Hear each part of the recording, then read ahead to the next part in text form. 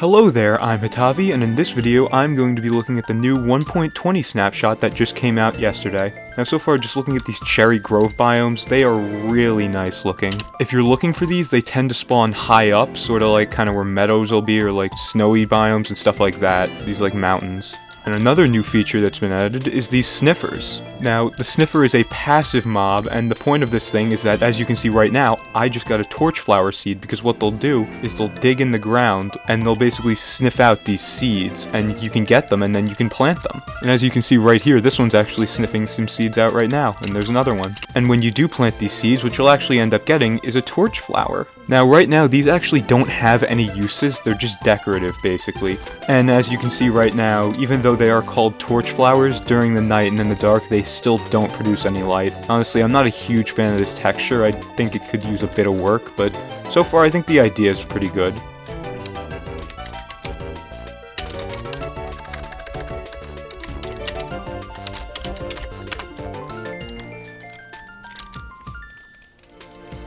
If you want to though, you can actually use these torch flowers to breed the sniffers, and as you can see right here, I'll just feed them both a torch flower, and then when they get up to each other, and there they go, there's a little baby. Now, these things actually don't spawn in the wild, so how you actually end up getting them in survival is you're gonna end up finding a sniffer egg, which is different than a sniffer spawn egg. It's basically like an egg that you'll find in like chests, and I believe it's gonna be in like ocean ruins and stuff, and basically you bring it to land, hatch it, and then it'll spawn a sniffer. And something else I find interesting too is that when they mentioned the sniffer, they called them an ancient mob, and they said they would be the first of many ancient mobs, which I think is very interesting, because that means that there'll be more things like this. So could we get some more cool ancient mobs like this? Maybe even like some dinosaurs or something? I don't know. A cool mod though this update does kind of remind me of is the fossils and archaeology mod, which basically lets you bring back dinosaurs and other ancient creatures and have them in your world. And as in the name, it does have archaeology like this update, which we'll get into in a little bit.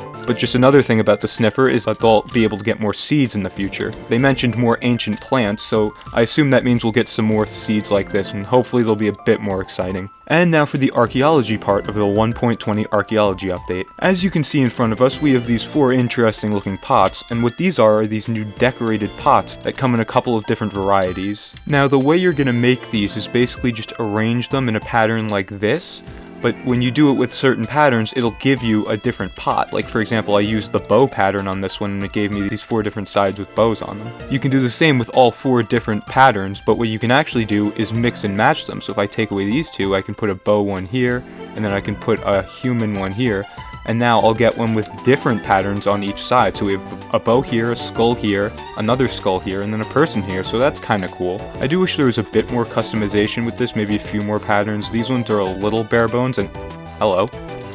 Just wanted to say hi. Okay. But yeah, it's alright. One thing that I do find kind of interesting though is that you can stack these on top of each other, and these pots actually make a kind of cool looking pillar. And if you put them next to each other, you can actually see there's like a little space in between. Wonder, can you throw items through there? No, items don't go through there. Maybe snowballs or arrows or something? Let's see. Oh, so you actually can throw stuff through there, so that's interesting. And they can stay in the air as well, so they're not affected by gravity. What is affected by gravity is the new suspicious sand though, which is how you get these. If these fall, they just break, and that's it. But the way you actually use it to get these is with the new item, the brush. Now what you can basically do is find some of this suspicious sand and brush it for a little while until you get an item out of it. Now I placed this sand down in creative, so I'm not actually going to get an item out of it, but when you just find it out in the world, you will get an item from it. And the way you find them is in desert temples. So if you go into a desert temple now, you'll see there's sand in them, but what you can actually do is try and excavate some of that sand and go deep and basically just try to find some sand that looks slightly different. And as you can see right here, I actually have found some. So now, if I brush it, let's see, I seem to be getting a pottery shard, so that's decent. And then after you brush it away, it just becomes regular sand. Looks like we've got another one, so let's see what we get from this one. Oh, looks like we're getting an emerald from this one, which actually brings me into what I wanted to say next, is that you can get some kind of cool loot from it. Oh, looks like I just broke one there. Yeah, you do not get the block if they fall. But let's see what we can get from here. TNT!